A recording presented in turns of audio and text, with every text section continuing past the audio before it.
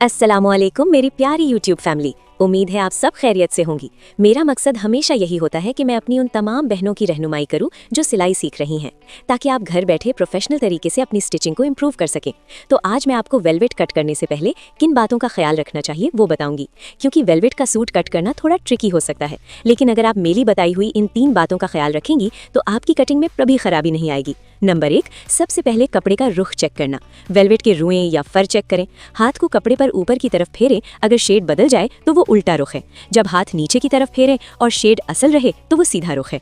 याद रखें, कमीज और शलवार दोनों का रुख हमेशा नीचे की तरफ होना चाहिए ताकि सूट के शेड में फर्क ना आए। नंबर 2, किनारी की कटिंग। कपड़े की किनारी या सेल्वेज को हमेशा काटकर अलग कर दें, चाहे वेलवेट हो या कोई और कपड़ा। अगर ये किनारी सिलाई के मार्जिन में आ जाए तो कपड़े में खिंचाव पैदा करती है, जिससे सफाई नहीं आती। नंबर 3, प्रेस करने का तरीका।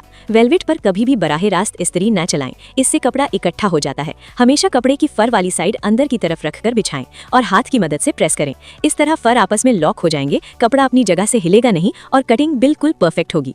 याद रखें, छोटी छोटी बारीकियां ही आपके काम को दूसरों से मुमताज बनाती हैं। हिम्मत ना हारें और बस प्रैक्टिस करती रहें। अगर आपको किसी और कपड़े की कटिंग या सिलाई से मुतालिक टिप्स चाहिए तो कमेंट में ज़रूर बताएं, मैं आपके लिए वीडियो ज़रूर बनाऊंगी।